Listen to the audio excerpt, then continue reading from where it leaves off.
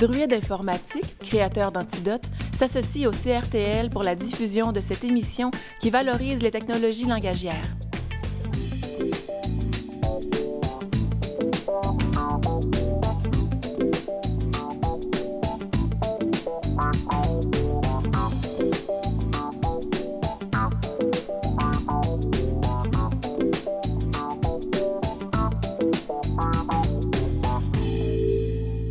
La reconnaissance vocale, c'est une technologie qui permet de faire bien des choses et qui rend service à tous les jours aux citoyens. Pour en parler aujourd'hui et pour démystifier un peu c'est quoi cette technologie-là, j'ai trois invités. Et pour commencer, Dr Lamarre, qui est PDG de Cumulus Dentaire. Bonjour, Dr Lamarre. Bonjour, Mélanie. Donc, premièrement, c'est quoi Cumulus Dentaire? Bien, Cumulus Dentaire, c'est une compagnie qui a été créée pour améliorer le sort des dentistes et des hygiénistes au point de vue d'utilisation, vocalisation et rendre les bureaux plus efficaces et sans papier également. OK, donc, dans le fond, avoir un environnement où les dentistes sont plus efficaces, sans papier et plus de bonne humeur, j'imagine, grâce à la parole. Ça a beaucoup inspiré, oui. Excellent. Et donc, comment vous en êtes venu à vous intéresser à la reconnaissance vocale en particulier? En particulier, c'était le fait qu'on voyait beaucoup de possibilités dans le domaine commercial. Et puis, moi, je regardais comment est-ce que les dentistes, incluant moi-même, on traitait nos patients, surtout lors des examens dentaires. Vous avez eu une pratique de dentiste avant de commencer à créer un cabinet qui innove dans ce sens-là? Là. Absolument. Vous connaissez les réalités. Exactement. J'ai été 28 ans dentiste et puis il y avait plusieurs choses qui me tracassaient au point de vue d'efficacité. Puis un, c'était justement, lorsqu'on fait un examen dentaire, il faut toujours amener une deuxième personne qui souvent n'est pas libre à ce temps-là. Ensuite, on fait une diction de toutes les conditions dentaires. C'est écrit sur un papier.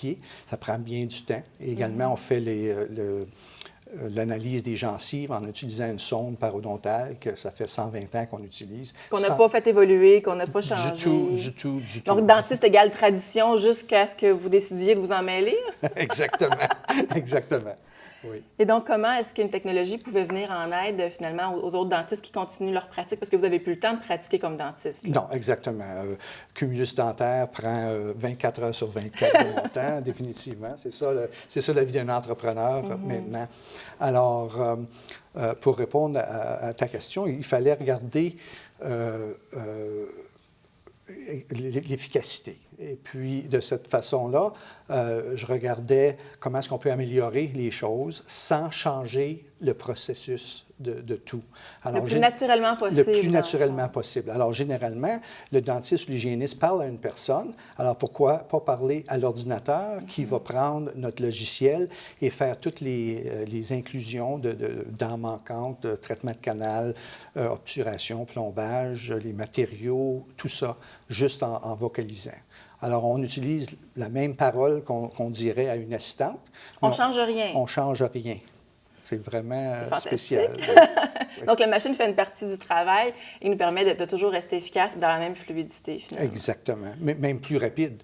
Parce que généralement, lorsque quelqu'un doit dessiner soit une couronne ou un pont, ça prend du temps pour que ce soit quand même acceptable au point de vue du dossier dentaire. Alors, nous, on fait juste mentionner que sur telle dent, il y a un pont, ça apparaît et c'est fait. Donc, il y a des icônes autant que des mots qui vont représenter dans le dossier? Absolument, oui. Les deux? Oui, il y a des icônes qu'on a développées nous autres mêmes. Et puis, l'idée, c'était de rendre le logiciel, ou l'apparence du logiciel, c'est en 3 dimensions. Alors, les gens et les dentistes vont regarder ça, ils vont reconnaître la bouche et puis ils vont reconnaître tous les plombages avec symbolisme. Et il y a très peu de mots qui vont apparaître vraiment sur le dossier. On dit beaucoup de mots, dans le fond, pour travailler, mais il reste peu de mots. On a transformé ça en action, en symbole. En action et en symbole. Alors, si on mentionne une dent en particulier, on va dire dent 1-6, qui est en haut à droite, couronne en porcelaine. La couronne apparaît et puis elle a l'apparence d'être en porcelaine également. Et tout ça grâce au fait qu'une technologie, qu'une machine peut comprendre nos mots, les traiter et agir. Exactement. Après. Oui. C'est fascinant. Donc, vous avez fait ça seul, ce développement-là, ou vous avez eu besoin d'un peu d'aide? Bien, disons, j'ai des experts sur mon équipe au point de vue, un, de vocalisation, deux, au point de vue de développement sophistiqué du logiciel, l'apparence du logiciel Donc, également. il y a des experts dans tous les domaines. Oui. Eh bien, justement, tantôt, on en aura un avec vous que vous connaissez bien, je crois, et je vous Exactement. réinviterai à nouveau pour discuter avec lui, si vous Merci permettez. beaucoup. Je vous remercie.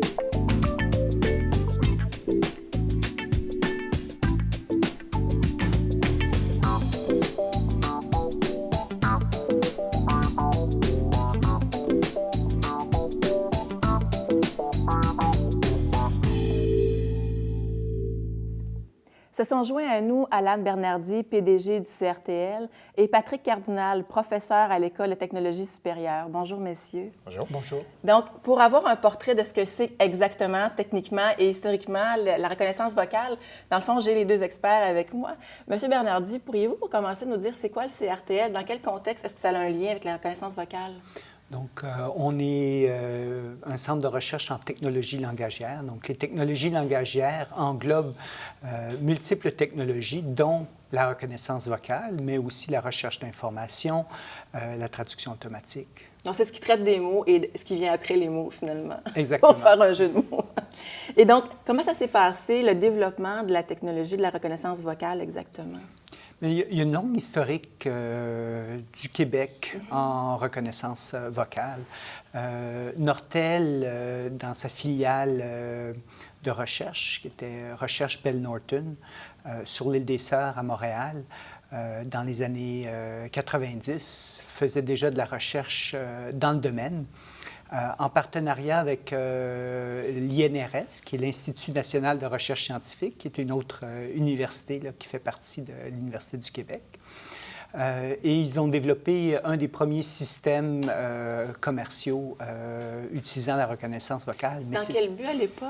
C'était pour faire des interurbains qu'on demandait si la personne acceptait qu'on renverse les frais des interurbains.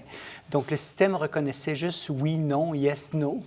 Mais quand même, c'était vraiment là, à cette période. Important. Oui, exactement.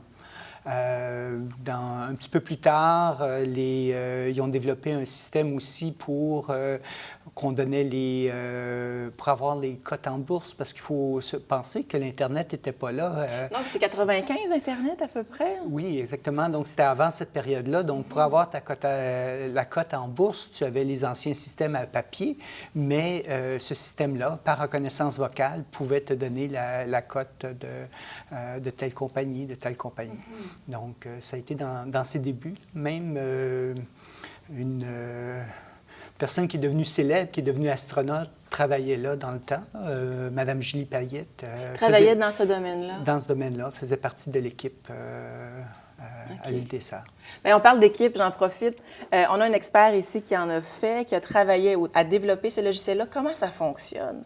Bien, en fait, c'est un système qui est probabiliste. Il va essayer de trouver les mots qui sont les plus probables par rapport à ce qu'on a été dit. Et en fait, il y a deux types de modèles. Il y a la modélisation de la voix comme telle et la modélisation du langage, donc les mots qui ont été prononcés. Pour la partie acoustique, le modèle n'a aucune influence sur... il ne connaît pas les mots. Donc, lui, il sort une séquence de phonèmes et c'est le modèle langage ensuite qui vient dire quels mots ont du sens ou pas. Donc, c'est ce qui permet d'avoir une certaine cohérence dans la séquence de mots. Un phonème, je vous arrête tout de suite, M. Cardinal. Un phonème, c'est...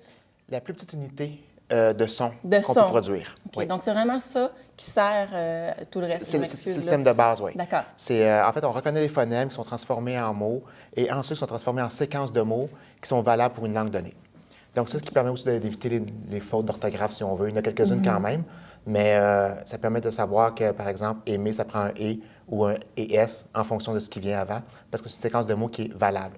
On a dit probabiliste. Je m'excuse, je vous interromps encore. Ça veut dire que c'est des mathématiques au service du langage. C'est des statistiques. Des statistiques. Oui, probabilité statistique. C'est beaucoup de probabilité statistique. Donc, beaucoup de chiffres. Oui, pour des traiter, petits chiffres. Oui. Pour traiter les mots. Oui, effectivement. C'est vraiment la séquence qui est la plus probable en fonction de ce qui a été dit. OK. Donc, c'est surtout comme ça que ça se passe. Là, je vous ai interrompu plusieurs fois, je m'excuse. Donc, qu'est-ce qui se passe? Moi, je parle. Qu'est-ce qui se passe derrière? Bien, en fait, il y a ce qu'on appelle un graphe de recherche qui représente toutes les possibilités de séquences de son. C'est un graphe énorme. Pour donner une idée, pour un système qui a environ 60 000 mots, on parle de 9 millions d'états et de 35 millions de transitions pour passer d'un état à l'autre. Okay. Et on change d'état à toutes les 10 millisecondes. Donc, c'est beaucoup de puissance de calcul pour pouvoir faire le recherche. Évidemment, on ne cherche pas le graphe au complet. Il y a des méthodes pour élaguer l'arbre de recherche, ce qui fait en sorte qu'on garde juste les plus probables. Et ce qui peut causer aussi des erreurs éventuellement. Mais c'est purement statistique. Ah, c'est intéressant. Donc, les équipes à Montréal, j'imagine qu'il y en a aussi ailleurs. Oui, maintenant, la reconnaissance vocale est un petit peu partout, puisque finalement, avec l'évolution des technologies, il y a eu beaucoup de logiciels qui permettent à des informaticiens qui ne connaissent pas nécessairement le domaine d'utiliser ces technologies-là pour leurs applications. Donc, à travers ces différentes... Une intégration. Exactement. C'est intégré, c'est beaucoup plus facile à intégrer et on le voit là, dans à peu près tout le téléphone cellulaire. Mais c'est ça, où on voit ça, ces logiciels-là? Est-ce qu'on en connaît, nous autres, les gens qui ne sont pas dans le domaine? Siri est peut-être celui le plus connu, mais... Sur les iPhones. Sur les iPhones, mais Android a l'équivalent sur les téléphones Samsung et les autres. Donc ça, c'est peut-être une des utilisations les plus fréquentes là, de ces technologies-là. Mais c'est aussi employé pour dicter au niveau médical, pour ceux qui... C'est ce qu'on voyait plutôt avec Dr Lamar. Oui, mais aussi au niveau des rapports pour les radiographies, c'est un autre domaine que ça a été longtemps vocal. Le spécialiste va interpréter la radiographie. En dictant au téléphone. En dictant, et avant, on avait des personnes qui copiaient ce qui était dicté. Maintenant, en utilisant des systèmes de reconnaissance vocale, on peut faire une bonne partie du travail là, de façon automatique ou semi-automatique. Il faut quand même que ce soit vérifié à cause du côté probabilistique de la chose. Donc, les langues sont tellement complexes qu'on n'est jamais capable à 100% être sûr que c'est exactement qu'est-ce qu'on veut. Donc, parce que la machine ne comprend pas le message, finalement. Ce que je comprends, moi, là, c'est qu'elle traite, mais elle ne comprend pas. Cette partie-là fait juste essayer de reconnaître les mots. Si on veut comprendre le message, c'est une autre section qui vient après, qui là, va prendre les mots qui ont été reconnus et qui va essayer d'en extraire la sémantique pour comprendre ce qu'on veut faire. Donc, la machine peut aussi faire ça. La machine peut aussi faire ça. On est déjà rendu là où il y a du développement à ce niveau-là? Siri fait ça. Donc, Siri fait ça. Siri fait ça. Elle prend le langage, la voix, elle le transforme en mots. Ensuite, il y a un autre logiciel ou une partie de logiciel qui essaie de comprendre les mots, de comprendre c'est quoi la commande. Ensuite, exécute la commande et finalement reçoit un feedback pour savoir si la commande était bonne ou pas. Et nous réagit. Des fois, même peut répondre à des farces qu'on fait. Oui, on peut demander Siri en mariage, puis elle nous répond quelque chose qui peut être différent. Oui, ça, c'est les programmeurs qui ont pensé à faire ça, qui ont dû avoir beaucoup de plaisir à connaître ce truc-là, justement, la demande en mariage ou comment on se sent aujourd'hui. Toutes ces choses-là. C'est ça qui arrive quand on travaille des longues heures avec une machine. On doit rajouter un petit peu d'humour. Une petite couche de sucré, givré sur le mini-wheats. Mais donc, il y a la reconnaissance vocale, mais il y a aussi la synthèse vocale. C'est quoi cette technologie-là? C'est quoi la différence? Donc, la synthèse, c'est finalement, on prend du texte de la machine et la machine peut parler. Donc du texte qu'on aurait écrit. Exactement. On peut synthétiser la voix. Et donc, c'est l'autre dimension. Là. Donc, Siri fait les deux. Elle comprend ce qu'on lui dit et aussi, elle te parle, donc par synthèse, à ce niveau-là. À l'aide de textes qui sont quelque part dans ces données? Oui, c'est exactement un texte. La machine lit le texte et le transforme en signal vocal. À quoi ça sert tout ça? Bien évidemment, il y a plusieurs applications. Le futur, ce serait un robot avec qui on peut communiquer. Communiquer avec les émotions avec et le sens. Avec les émotions et le sens. Le robot qui peut déterminer comment on se sent et agir en conséquence. Ce qui pourrait aider les personnes seules, finalement, dans ce cas-là, par exemple. Oui, les personnes seules, les personnes malades, qui ont besoin de surveillance. On sait comment donc, dans l'avenir, on espère peut-être, mais aujourd'hui... Mais même au niveau de... C'est un domaine de recherche, et Patrick sérieux, pourra en dire plus, là, très sérieux au niveau de détecter les émotions. Donc, par exemple, pour des systèmes de reconnaissance vocale téléphonique, de savoir que la personne qui appelle est frustrée, fâchée ou quoi que ce soit. On la fait attendre plus longtemps.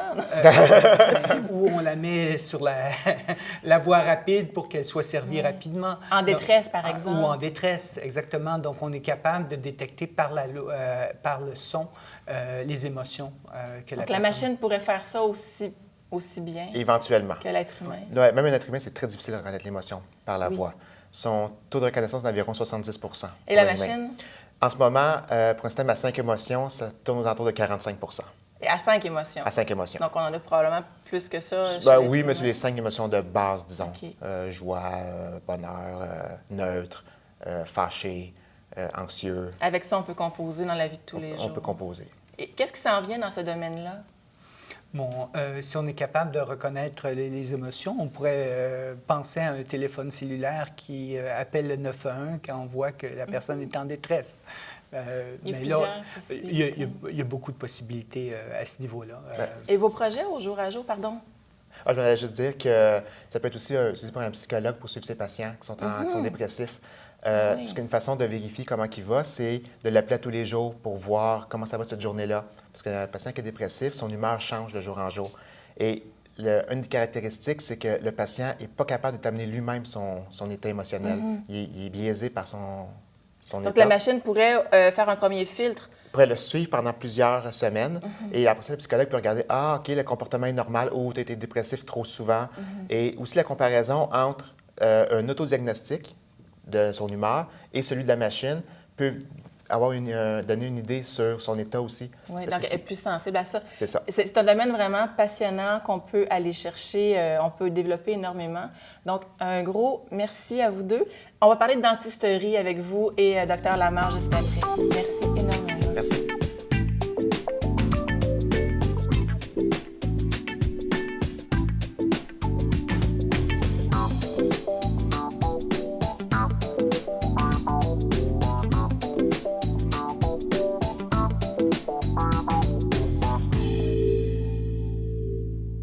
Docteur Lamarre s'est joint à nous. Donc, vous avez travaillé ensemble. Qui vous a mis en contact tous les deux? C'est M. Bernardi. Justement, avec le CRTL. Et donc, comment ça s'est passé, l'amorce du projet commun?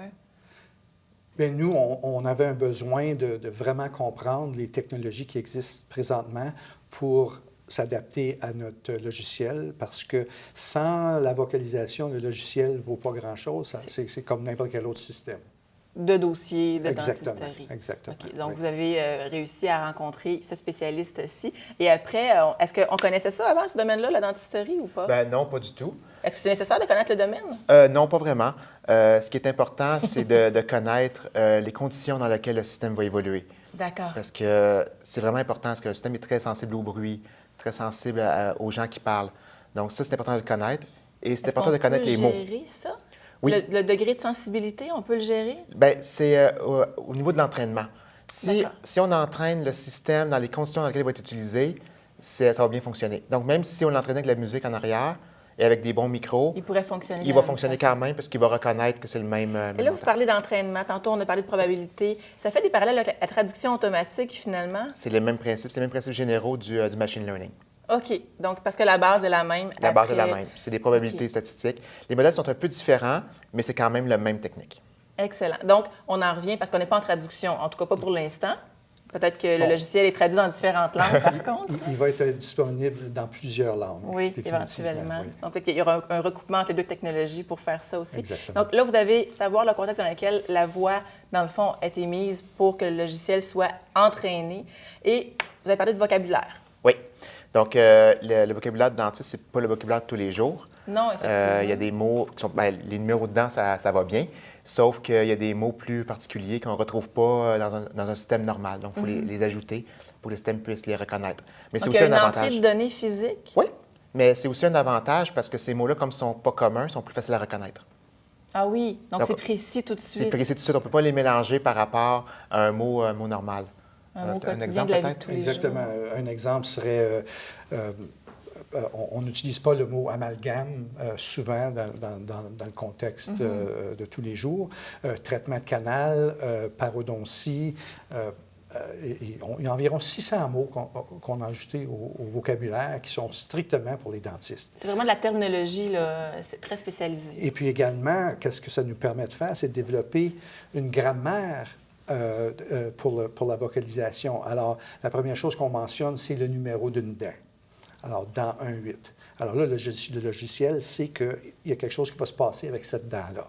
Okay. Alors, on peut dire après ça manquante, parce que c'est une dent de sagesse souvent manquante, elle disparaît. Ce sont des mots qui, dans le développement de la phrase qu'on dit, c'est de la technologie qu'on utilise tous les jours, nous, mais que du contexte dans la population générale, ils ne l'utilisent pas.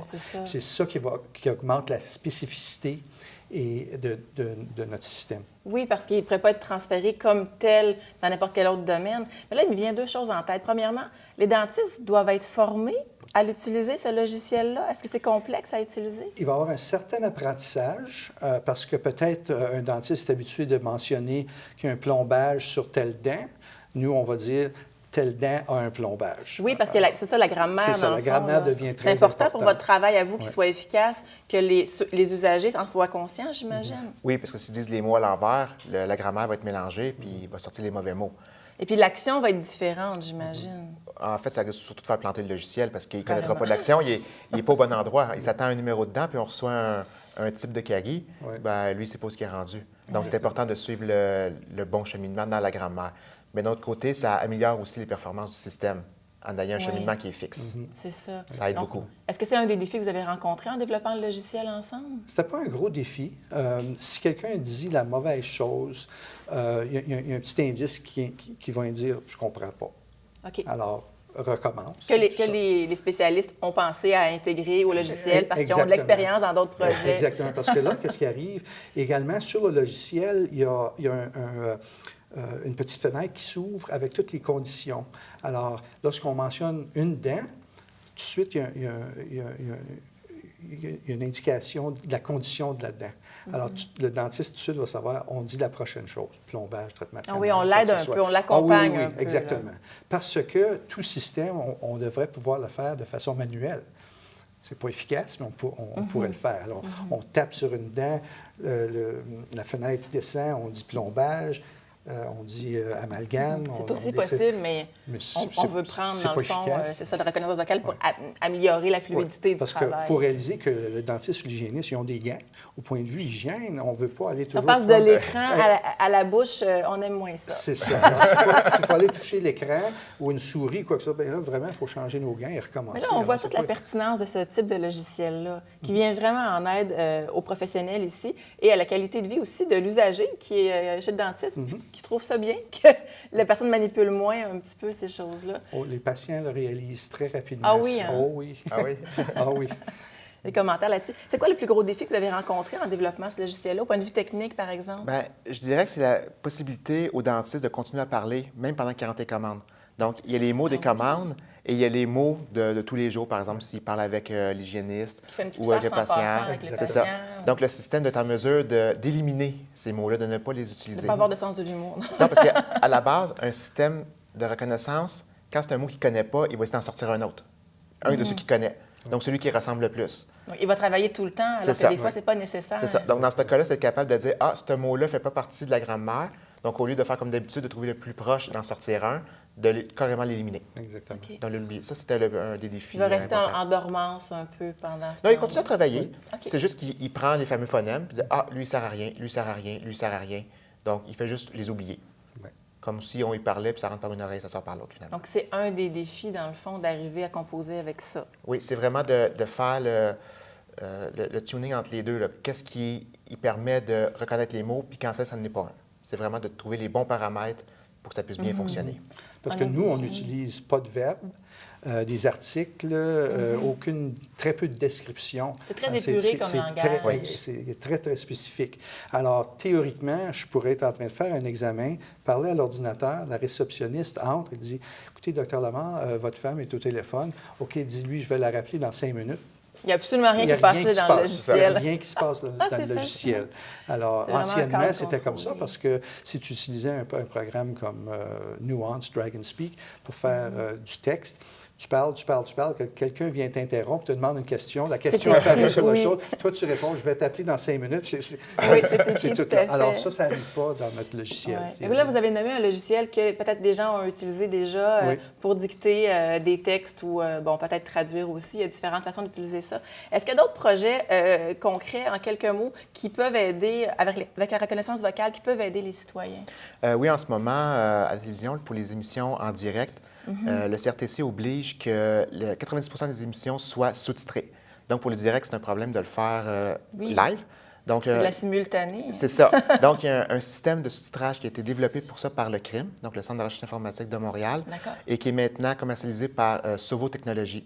Et c'est facile à voir, là, à TVA, ils l'utilisent, à RDS, ils l'utilisent, à CEPAC aussi, ils l'utilisent. Donc, ça rend le contenu accessible à tous. Aux malentendants, oui. Aux malentendants. Puis on sait que c'est environ 10 de la population qui a un problème d'audition.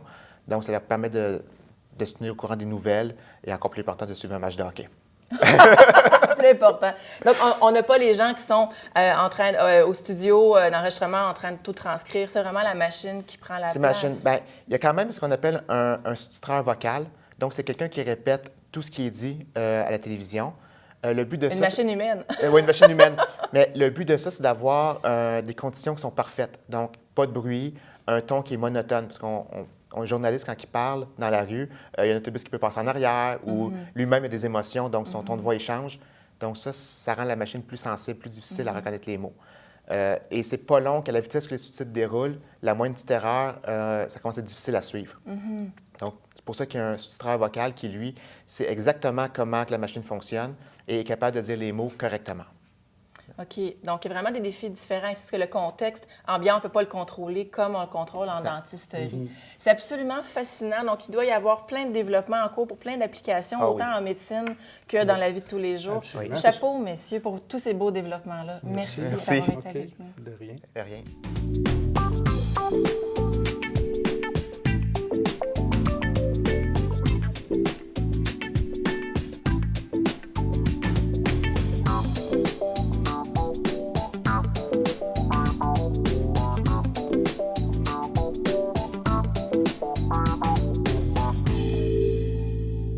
Eh bien, aujourd'hui, Dr Lamarre, M. Cardinal et M. Bernardi nous ont permis de mieux comprendre comment c'est fait la reconnaissance vocale et à quoi ça peut servir au quotidien et nous aider à avoir une meilleure qualité de vie.